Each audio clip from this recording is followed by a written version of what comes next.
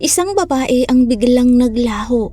Ilang sandali matapos makauwi galing sa isang maikling biyahe.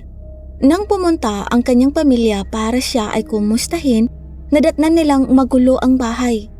Ang nakapagtataka, ang kanyang nag-iisang anak na lalaki na siyang tanging tao sa pinangyarihan ng krimen ay paulit-ulit na binabago ang kanyang kwento. May kinalaman kaya siya sa pagkawala ng kanyang ina sa loob mismo ng sarili nitong tahanan? At ang mas lalo pang nagpaduda sa sitwasyon ay ang mismong lokasyon. Ang El Paso ay isang lungsod sa dulong kanluran ng Texas na nasa hangganan ng US at Mexico. Kilala ito sa mayaman nitong kulturang Mexican-American at sa mga pamilyang madalas na nananatili at nagkakaugat na doon sa loob ng ilang henerasyon. Ipinanganak doon si Gloria Marmolejo noong July 28, 1954. Lumaki siya sa isang malaking pamilyang Mexican-American na lubos na nagpapahalaga sa malalapit na relasyon at pagtutulungan. Noong siya ay dalaga pa, nakilala niya si Benny Marmolejo at ikinasal ang dalawa noong October 11, 1975. Lahat ay ibinigay ni Gloria para sa kanyang asawa at lagi niya itong ipinagtatanggol anuman ang sitwasyon. Nagkaroon ang mag-asawa ng dalawang anak na lalaki, si Manny at makalipas ang ilang taon ay si David. Sa simula, mukhang matatag naman ang buhay ng kanilang pamilya. Gayunpaman, pagkalipas isilang si David, pumasok sa isang trabaho si Penny na madalas di umano ay nangangailangan ng pagbiyahe. Mas naging matagal at mas madalas ang kanyang pag-alis hanggang sa madalang na siyang umuwi ng bahay.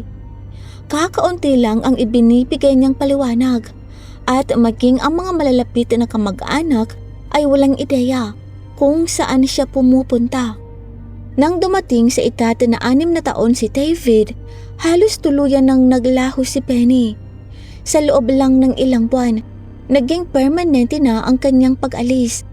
Dahil ulang nagbago sa sitwasyon, naghain ng diborsyo si Gloria noong April 1995. Lumipat si Benny sa ibang estado at tuluyang pinutol ang komunikasyon sa kanyang dalawang anak na sina Manny at David. Pagkatapos ng diborsyo, itinoon ni Gloria ang kanyang pansin sa pagpapalaki sa kanyang mga anak. Ayon sa kanyang kapatid na lalaki, nagsikap siya ng husto upang bumuo ng matatag na relasyon sa bawat anak base sa kanilang mga partikular na pangangailangan at personalidad. Sa paglipas ng mga taon, lalong naging magkaiba sina Manny at David. Si Manny ay pumasok sa isang matatag na karera at maayos na pamumuhay, habang si David naman ay madalas magpalit ng kanyang mga interes, mithiin at direksyon sa buhay. Habang tumatanda ang kanyang mga anak, nagsimula namang mag-adjust si Gloria sa buhay ng mag-isa. Sa edad na 50, pagkatapos ng 27 taon sa pagtatrabaho, nagretiro siya at bumalik sa pag-aaral upang tapusin ang kanyang degree sa management na dati niyang isinantabi.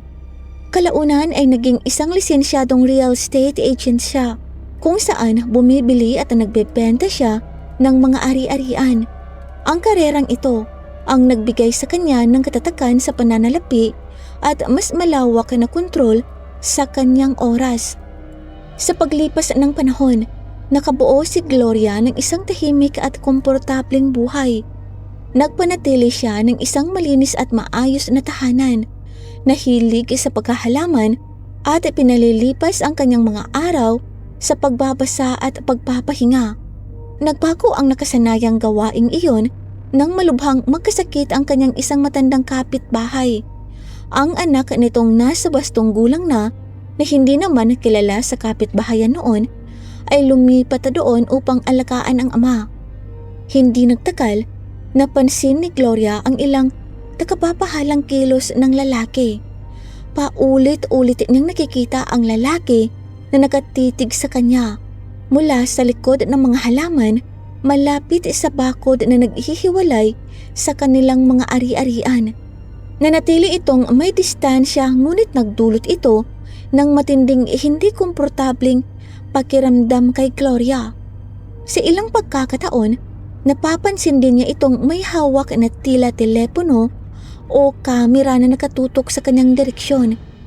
Habang nagpapatuloy ang mga insidenteng ito, unti-unting nawala ang pakiramdam ng ligtas na pamumuhay ni Gloria. Bagamat lalong napapahala, pinili ni Gloria na huwag munang kontakin ang mga pulis.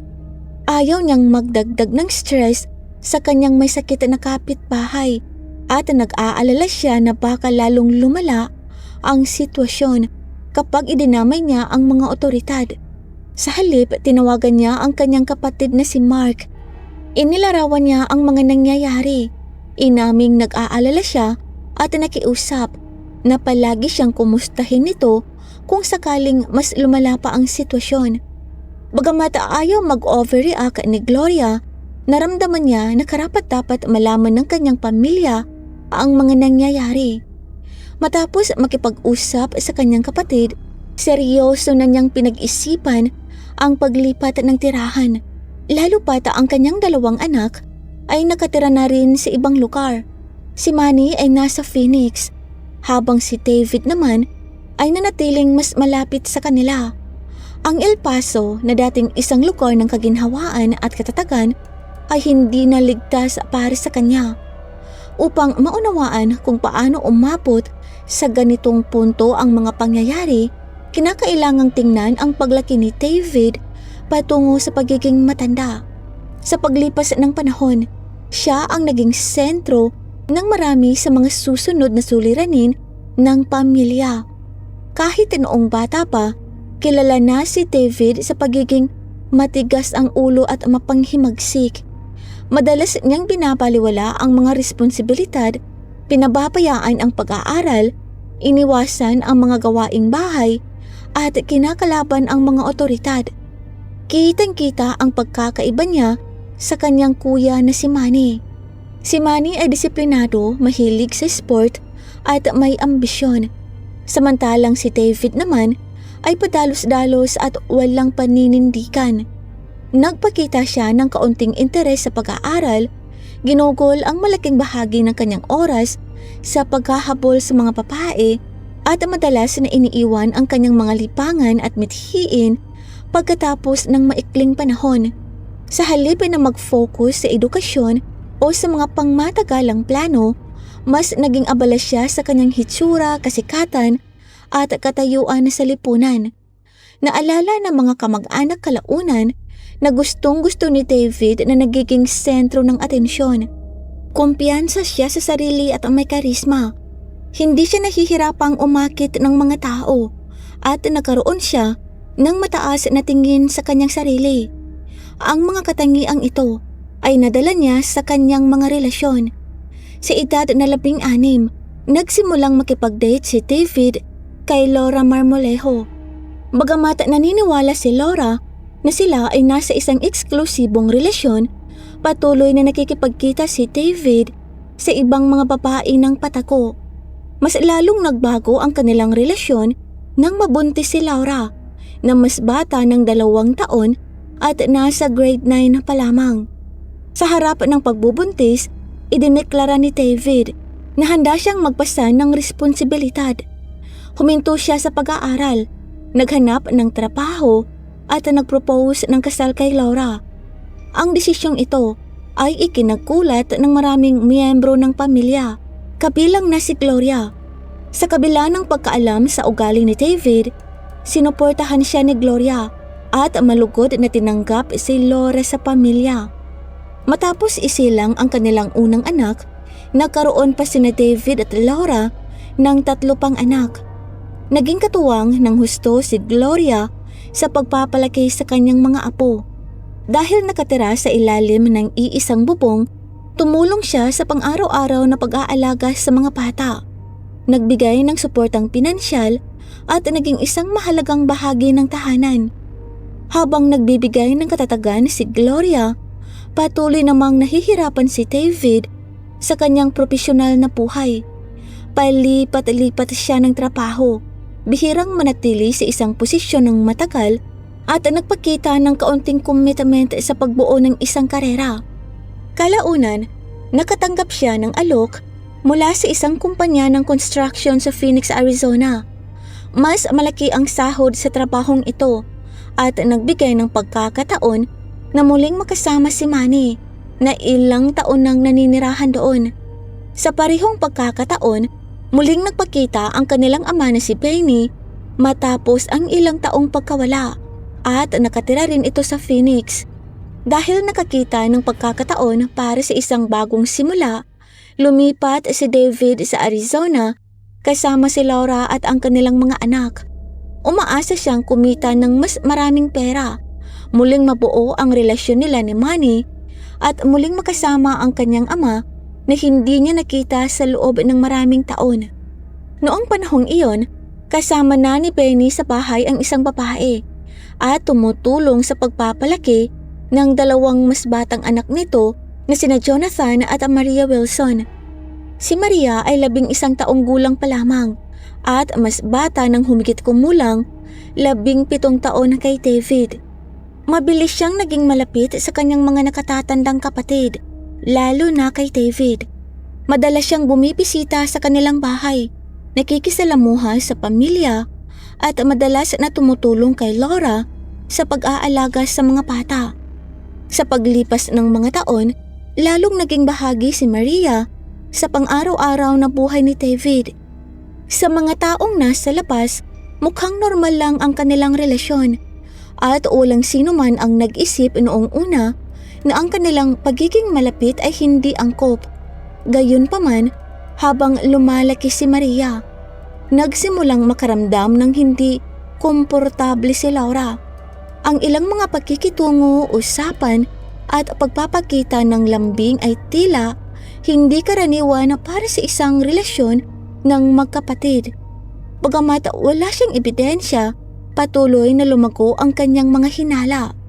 Noong panahong iyon, kinwestiyon ni Laura kung ang kanyang mga hinala pa ay dala lamang ng stress at labis na pagod. Bago pa niya tuluyang matugunan ang kanyang mga alalahanin, tinanggap ni David ang isang pagkakataon sa trabaho sa Hawaii at lumipat doon ng mag-isa. Habang naninirahan sa Hawaii, nakilala ni David ang isang babae na nagngangalang Adrian. Mabilis na umunlad ang kanilang relasyon at hindi nagtagal ay nabuntis si Adrian. Labis na ikinalungkot ni Gloria ang balitang ito. Hindi pa opisyal na tinatapos ni David ang kanyang relasyon kay Laura, ngunit nagsisimula na siya ng isang bagong pamilya. Umaasa si Gloria na babalik ito at makikipagbalikan kay Laura at sa kanilang mga anak. Ngunit walang naging epekto ang kanyang mga pagsisikap na kumbinsihin ito. Dahil sa pagkadismaya sa mga naging desisyon ni David, humingi ng suporta si Gloria sa iba pang mga kamag-anak. Marami ang lumayo kay David. Gayunpaman, si Maria ay nanatiling regular na nakikipag-ugnayan sa kanya. Patuloy na lumalalim ang kanilang relasyon sa kabila ng distansya. Dahil sa pagiging malapit na iyon, walang kumestyon sa imbitasyon ni David kay Maria na isama ito sa Hawaii para doon magpalipas ng summer. Inakala ng mga miyembro ng pamilya na mananatili siya kasama ang kanyang kuya, si Adrian at ang kanilang bagong silang na sanggol. Sa loob ng ilang linggo, napansin ni Adrian ang ilang mga kilos na nagdulot sa kanya ng bahala. Ang maliliit na detalye, ang kanilang mga pakikitungo, mga pribadong usapan at ang antas ng pagiging malapit ay unti-unting nagdala ng hinala. Lalo pang lumala ang mga alalahaning iyon nang hindi inaasahang magkasama niyang natagpuan sina David at Maria sa loob ng isang silid tulukan. Dahil sa kulat sa kanyang nasaksihan, agad na nakipag-ugnayan si Adrian kay Gloria. Sobrang nawasak ang puso ni Gloria. Ayon kay Adrian, si David ay nasasangkot sa isang hindi angkop na relasyon sa kanyang minor de edad na kapatid sa ama o half-sister. Ang agarang tugon ni Gloria ay kailangang matapos na ang relasyong iyon. Wala pang isang araw ang nakalipas, bumalik na si Maria sa Texas. Ang insidente ay hindi kailanman iniulat sa mga otoridad at walang kasunod na seryosong sakdal sa batas. Naging matindi ang naging epekto nito sa loob ng pamilya. Direktang kinaharap ni Gloria si David, kinundina ang kanyang mga ginawa at hiningi na putulin ang lahat ng pakikipag-ugnayan kay Maria. Itinanggi ni David ang paratang at ipinilit na malilang ang naging interpretasyon ni Adrian sa sitwasyon at pinalalaki lamang nito ang kanyang mga nakita. Hindi naniwala sa kanya si Gloria. Base sa lahat ng kanyang nalaman, naging kumbinsido siya na itinatago ni David ang katotohanan. Habang nahihirapan ang pamilya na harapin ang matinding tapatan na ito, isa pang mapaminsalang pangyayari ang tumama sa kanila. Ilang araw lamang matapos bumalik si Maria sa Texas, nasangkot si David sa isang malubhang aksidente sa motorsiklo sa isang kalsada sa bundok. Nawalan siya ng kontrol sa motor, tumalsika at nagtamo ng mga malulubhang pinsala.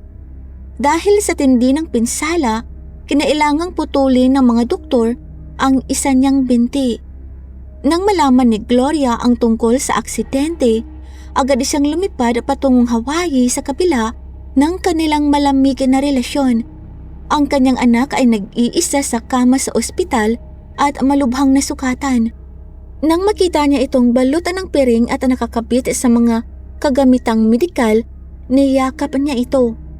Ang muling pagkikita na iyon ang naging hudyat ng pagbabago sa kanilang relasyon. Habang nagpapagaling si David, nanatili si Gloria sa kanyang tabi upang tulungan siyang mag-adjust sa buhay matapos maputulan ng binti. Sinuportahan niya ito sa pang-araw-araw na rehabilitasyon, pagsasanay sa paglakad at iba pang mga hamon.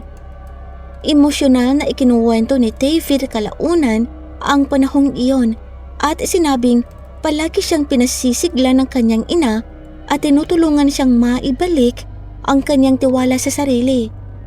Nang bumubuti na ang kanyang kondisyon, ihiniling ni Gloria kay David na bumalik kasama niya sa El Paso. Pumayag naman ito. Tapos na ang relasyon nila ni Adrian. Hindi na nakikipag-ugnayan ang kanyang mga anak at wala na siyang sapat na dahilan para manatili sa Hawaii. Bago umalis, nagtakda si Gloria ng isang kondisyon. Kailangang permanenteng putulin ni David ang lahat ng komunikasyon kay Maria. Bilang kapalit, nangako siyang itatago ang lahat at bibigyan ito ng bagong simula. Pumayag si David at bumalik sila sa Texas. Pagka-uwi sa El Paso, nag-focus si Gloria sa pagtulong kay David na makapamuhay sa kanyang bagong sitwasyon. Kasabay nito, mahigpitin niyang binantayan ang mga kilos nito. Dahil sa pag-aalala na baka maulit ang mga dating problema. Mukha namang nakikipagtulungan si David, tumutulong sa mga gawaing bahay at walang ipinapakitang kakaibang ugali. Sa unang pagkakataon sa loob ng maraming taon, naramdaman ni Gloria na muli niyang nabawi ang kontrol sa kanyang buhay. Gayunpaman, nanatili pa rin ang kanyang pagkabalisa sa kapitbahay na dati siyang pinapanood mula sa likod ng mga halaman at nakatira pa rin sa katabing bahay. Sa kabila nito, ang presensya ni David sa bahay ay nagdulot sa kanya ng pakiramdam na mas ligtas siya. Dahil mukhang maayos naman ang lahat, nagpasya si Gloria na bisitahin ang kanyang panganay na anak na si Manny sa Phoenix. Ilang buwan na siya nitong inaanyayahan at dahil sa pagbuti ng kalusugan ni David ay natuloy na rin sa wakas ang biyahe. Bago umalis, nag-iwan siya kay David ng malinaw na mga pilin sa pag-aalaga sa bahay. Habang nasa Arizona, nagsimulang makaramdam ng kaba si Gloria. Hindi niya maipaliwanag kung bakit, kaya nakiusap siya sa kanyang kapatid na si Mark na tingnan ang bahay upang masigurong wala doon si Maria. Pumayag si Mark ngunit hindi naging sapat ang ulat nito para mapanatag siya. Hinala ni Gloria na mapilisang inspeksyon lamang ang ginawa nito.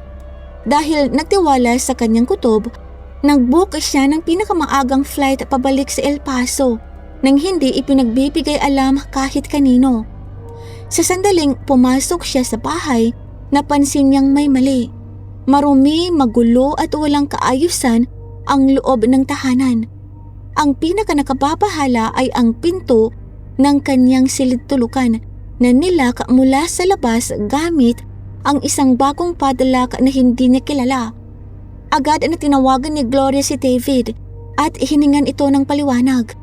Sinabi nitong nasa sinihan siya at pauwi na rin agad. Nang makarating ito, sumiklab ang isang pagtatalo. Binalingan ni Gloria si David dahil sa pagsira sa mga pangako, pagpapapaya sa bahay at pagbabaliwala sa kanyang mga pilin. Ipinagtanggol naman ni David ang sarili at isinalaysay na tinutulungan lamang niya itong maghanda para sa isa pang biyahe patungong Phoenix. Ilang oras matapos ang pagtatalo, noong gabi ng July 25, nababahala si Manny nang hindi niya matawagan ang kanyang ina. Umalis ito sa kanyang bahay kinaumagahan. Ngunit pagkatapos noon ay wala ng mga tawag, mensahe o balita. Paulit-ulit niya itong tinawagan, ngunit walang sumasagot. Hanggang sa huli ay kinontak na niya si David. Noong una ay hindi sumasagot si David. Noong maghahating gabi na, tumawag ito papalik at sinabing nakauwi na si Gloria. Nagtalo sila at tinulungan niya itong mag-impake. Inakala niyang bumalik na ito sa Phoenix. Kinaumagahan ng July 26, hindi pa rin nakikipag-ugnayan si Gloria sa kahit kanino. Muling tinawagan ni Manny si David, ngunit inulit lang ni David na hindi niya alam kung nasaan ang ina. Ang tila walang pakialam nitong sagot ay lalong nagpadagdag sa pag-aalala ni Manny. Nang sumapit ang July 27, 2 araw nang nawawala si Gloria. Kinontakan ni Manny ang mga miyembro ng pamilya, mga kaibigan at ang mga kapitbahay ngunit walang nakakita sa kanya. Dahil dito, nakipag-ugnayan siya sa pulisya na nagpapaliwanag na ang missing person report ay kailangang ihain ng huling tao na nakakitang buhay si Gloria. Yon ay si David. Pumunta sa bahay ang ina ni Gloria at ang kapatid nitong si Mark upang himukin si David na makipagtulungan. Bagamat naiirita, pumayag din ito kalaunan na sumama sa kanila sa istasyon ng pulisya upang iulat ang pagkawala. Madaling araw ng July 28 na ika-55 kaarawan ni Gloria, naglakbay si Manny at ang kanyang asawa patungong El Paso. Sa loob ng bahay, nadatnan nilang hindi ginalaw ang maleta ni Gloria at hindi rin nabuksan ang kanyang bag ng make-up. Ipinahihiwatig ng mga ebidensya na hindi siya kailanman umalis. Direktang sasalungat ito sa pahayag ni David na tinulungan niya itong mag-impake para pumuntang Phoenix. Habang lumalaki ang pag-aalala, pinilit ni Manny si David na magbigay ng higit pang detalye. Ipinakita sa kanya ni David ang mga text messages na galing di umano kay Gloria na nag-uutos sa kanya na buksan ang pinto sa unahan. Pagkatapos ay nagdagdag siya ng isang bagong detalye at sinabing matapos umalis sa bahay noong gabing iyon, pumunta siya sa isang party sa bahay ni Catherine Thompson at kalaunan ay nagpunta sa isang nightclub kasama ang isa pang babae kung saan nanatili siya sa labas hanggang bandang 3:00 ng madaling araw. Ilang sandali matapos iyon, nagbigay si David ng isang nakakabahalang pahayag.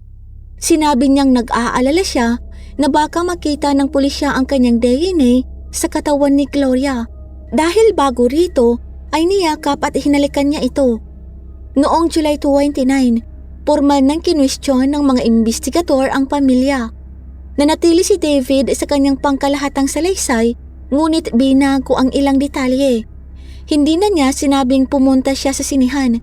Sa halip, sinabi niyang ginugol niya ang buong gabi sa party kay Catherine. Kinontak ng pulisya si Catherine Thompson na nagkumpirma namang dumalungas si David sa kanilang pagtitipon. Gayunpaman, isinaad niya na dumating ito bandang 7:00 o 8:00 ng gabi at nanatili doon hanggang malapit ng maghating gabi. Napansin din niya na tila hindi komportable si David. Madalas na tinitingnan ang kanyang telepono at hindi kaanong nakikipag-usap sa iba. Wala siyang binanggit na anuman tungkol sa nightclub o sa isa pang babae. Samantala, natagpuan ang kotse ni Gloria na iniwang inabandona malapit sa isang elementary school sa El Paso. Ang kanyang bag, mga susi at telepono ay nasa loob pa rin, ngunit wala si Gloria doon. Dahil sa pagkatuklas na ito, sinimulan na ng mga investigador na ituring ang kaso bilang isang posibleng investigasyong kriminal sa halip na isang karaniwang kaso lamang ng nawawalang tao. Sinaliksik ng mga detective ang kapitbahayan at kinapanayam ang mga residente. Ilang kapitbahay ang nagulat na nakitang umalis ang sasakyan ni Gloria sa garahe noong umaga ng July 26. Isang saksi na nagngangalang Julian ang naniwalang si Gloria ang nagmamaneho. Isang kapitbahay naman na si Rafael Vargas ang nagbigay ng isang salaysay. Iniulat niyang nakakita siya ng isang batang babaeng blonde na nagmamaneho ng sasakyan at posibleng may isang lalaking nakaupo sa likod. Ito ang naging unang paliwanag na may ibang tao na gumagamit ng kotse ni Gloria matapos siyang mawala. Base sa impormasyong ito, pinalawak ng pulisya ang investigasyon at tinalughay ang bahay.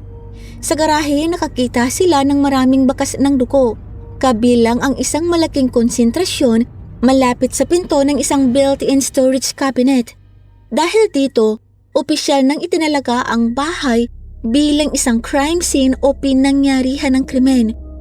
Nang muling tanungin, lalong naging pabago-bago at magkakasalungat ang mga pahayag ni David. Binago niya ang timeline kung kailan siya umalis ng bahay at nagpasok ng mga bagong detalye na hindi naman niya binanggit noon. Sa kabila ng lumalaking panggigipit, nanatiling kakaiba ang kalamigan ni David. Nagpakita siya ng kaunting pagkabahala sa investigasyon at hindi kailanman nagtanong tungkol sa takbo nito. Samantala, nagpadala ang mga investigador ng mga sample ng dugo para sa forensic testing at kumuha rin ng DNA mula sa mga miyembro ng pamilya. Habang pinagmamasdan ni Manny si David, naging kahinahinala sa kanya ang mga kilos ni Maria. Nanatili itong palaging nasa tabi ni David at bihirang iwanan siyang mag-isa. Sa pag-aalala sa mga sinabi sa kanya ni Adrian noon, hinimok ni Manny ang mga investigador na suriin ang posibleng pagkikilahok ni Maria. Sinuri rin ng mga detective ang mga record ng cellphone at tumambad ang ilang mahahalagang natuklasan. Sa pagitan ng 1 at 1:30 ng madaling araw noong July 26, tumawag si David gamit ang kanyang telepono habang ang lokasyon nito ay mas mababa sa 4 na milya ang layo mula sa lugar kung saan matatagpuan kalaunan ang katawan ni Gloria. Bukod dito, maraming palitan ng tawag sa pagitan ni David at Maria sa pagitan ng 5:30 at 6 ng umaga ng mismong araw na iyon. Ang mga pagkatuklas na ito na binalot pa ng mga saksi at ebidensyang forensic ay nagpapago ng malaki sa direksyon ng investigasyon. Ang pagkawala ni Gloria ay hindi na itinuturing na isang posibleng aksidente o kusang pag-alis. Itinuring na ito ngayon ng mga investigador bilang isang kaso ng homicide o pagpatay na nakatutok pangunahin kina David at Maria. Noong July 31, umabot sa isang malaking pagbabago ang kaso nang matagpuan ng isang babaeng naglalakad ng kanyang aso ang nabubulok na katawan ni Gloria sa isang liblib na lugar malapit sa Santa Teresa Desert. Natagpuan ng mga investigador ang kanyang ulo na napapalot sa 2 patong, isang panloob na plastic na trapal at isang panlabas na papel na pag. Ang isang braso at ang kanyang kaliwang binti ay nakatali ng lupid. Ang kondisyon ng katawan ay nagpahiwatig na ang may sala ay gumawa ng masadyang hakbang upang maiwasang mag-iwan ng biolohikal na ebidensya. Siniyasat sa autopsy na namatay si Gloria dahil sa asphyxiation o pagkakasakal at pagkabasag ng kanyang larynx o lalaukan. Ipinapakita ng mga pinsala na malakas na puwersa ang ginamit at napanatili ng salarin ang kontrol sa buong panahon ng pag-atake.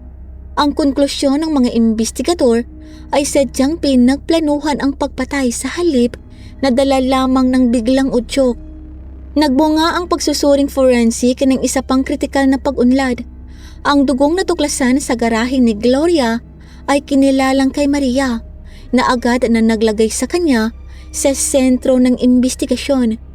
Sa parehong pagkakataon, ipinaalam ng kapatid ni Gloria na si Mark sa pulisya na labis na tinutulan ni Gloria ang relasyon ni na David at Maria at nagpahayag ito ng matinding alalahanin tungkol dito bago ang kanyang pagkawala. Dinala ng mga investigador kapwa sina David at Maria para sa pagtatanong. Kinatuwiran nilang magkasama sila sa buong gabi ng July 25 hanggang sa madaling araw ng July 26. Gayunpaman, sumalungat ang mga record ng telepono sa salaysay na iyon. Kumonekta ang telepono ni David sa isang cell tower malapit sa lokasyon kung saan natagpuan ang katawan ni Gloria noong humigit kumulang 1:00 ng madaling araw. Napansin din ng mga investigador ang maraming tawag sa pagitan ni na David at Maria sa pagitan ng 5:30 at 6:00 ng umaga. Kung magkasama sila sa buong panahong iyon, walang magiging dahilan para sa mga tawag. Habang umuunod ang mga ebidensya, pumayag si Maria na makipagtulungan sa mga investigador kapalit ng prosecutorial immunity o kaligtasan sa pag-uusig. Sinabi ni Maria sa pulisya na biglang umuwi si Gloria at nagulat itong nadatnan siya sa bahay. Sumunod ang isang pagtatalo kung saan inutusan ni Gloria si Maria na umalis at huwag na kailanman babalik. Ayon kay Maria, nagngit-ngit sa galit si David sa gitna ng away at inatake ang kanyang ina na siyang kumuha sa buhay nito.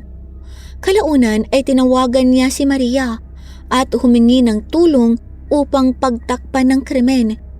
Inamin ni Maria na magkasama nilang nilinis ang pinangyarihan ng krimen. Isinakay ang katawan ni Gloria sa kanyang sasakyan at dinala ito sa labas ng lungsod upang itapon. Ipinaliwanag din niya na ang dugong natagpuan sa garahe ay nanggaling sa isang hiwalay na pag-aaway nila ni David na nangyari ilang araw bago iyon. Isinaad pa niya na naroroon siya sa pinaglipingan at nakatayo sa malapit habang itinapon ang katawan. Ang kanyang detalyadong salaysay ang naging malaking tagumpay para sa mga investigador. Noong September 4, 2009, inaresto si David at kinasuhan ng aggravated assault o mabigat na pag-atake, pagtatago ng bangkay ng tao at pagsira ng ebidensya. Nagsimula ang kanyang paglilitis noong October 2010. Si Maria na nakatanggap ng immunity ay tumistigo laban sa kanya. Sa kanyang pagpapatotoo, ibinunyag ni Maria na nagsimula ang kanilang relasyon noong siya ay 14 na taong gulang pa lamang at si David naman ay 29. Isang pagbubunyag pa ang naggulantang sa silid hukuman. Tumistigo si Maria na nagkaroon sila ng anak ni David at ang batang iyon ay ipinaampon ng kalaunan. Habang nagpapatuloy ang paglilitis, naghain ang mga taga-usig ng mga karagdagang ebidensya. Gayunpaman, nabigo ang forensic testing na makahanap ng DNA ni David sa katawan ni Gloria. Ikinatuwiran ng depensa na ang kaso ay umaasa lamang sa mga circumstantial evidence o mga ebidensyang nakapatay sa sitwasyon at walang direktang pisikal na patunay. Sa buong takbo ng mga pagdinig, itinanggi ni David ang lahat ng mga paratang. Bagamat paminsan-minsan siyang nagiging emosyonal, nanindigan siya sa kanyang kawalan ng kasalanan. Ang unang paglilitis ay nagtapos sa isang mistrial o walang bisa na paglilitis matapos mabigo ang mga juror na magkasundo sa isang nagkakaisang hatol. Ang kaso ay inilipat sa San Antonio para sa ikalawang paglilitis. Sa muling paglilitis noong 2011, nahatulan si David at hinatulan ng 52 years na pagkakakulong, ang eksaktong edad ni Gloria nang siya ay mamatay. Nagpatuloy ang kanyang mga legal na problema. Noong 2017, kinasuhan siya ng mga otoridad ng Arizona ng 29 na karagdagang paglabag kabilang ang mga pag-atake, pagpapakidnap at pag-aabuso na ginawa sa pagitan ng 2005 at 2006. Upang maiwasan ang habang-buhay na pagkakakulong, tinanggap ni David ang isang plea agreement o kasunduan sa pag-amin. Naghain siya ng pag-amin na nagkasala sa 6 na kaso at ibinasura naman ng mga taga-usig ang mga natitirang saktal. Nakatanggap siya ng karagdagang 25 years na sentensya na nagpatagal ng husto sa kanyang pananatili sa kulungan. Ang kaso ni Gloria ay naging isang tragikong halimbawa ng isang pamilyang winasak ng pagtataksil at karahasan. Matapos ang maraming taon ng sakripisyo at pagmamahal sa kanyang mga anak, pinatay siya ng mismong anak na patuloy niyang sinuportahan sa kabila ng paulit-ulit na mga babala at sigalot. Ang kanyang kamatayan ay hindi lamang nagtapos sa kanyang buhay kundi naglantad din ng mga taon ng kawalan ng kaayusan, manipulasyon at pang-aabuso sa loob ng pamilya. Ito lamang po para sa araw na ito. Maraming salamat po sa pagsubaybay. At para po sa early access sa ating mga upcoming videos, join po kayo sa ating Crimes in Tagalog Stories Fam. Nasa description po sa ibaba ang link. Ito lamang po para sa araw na ito. Magkita po tayo sa susunod na kwento. At sa muli, mag-ingat po tayong lahat. Paalam!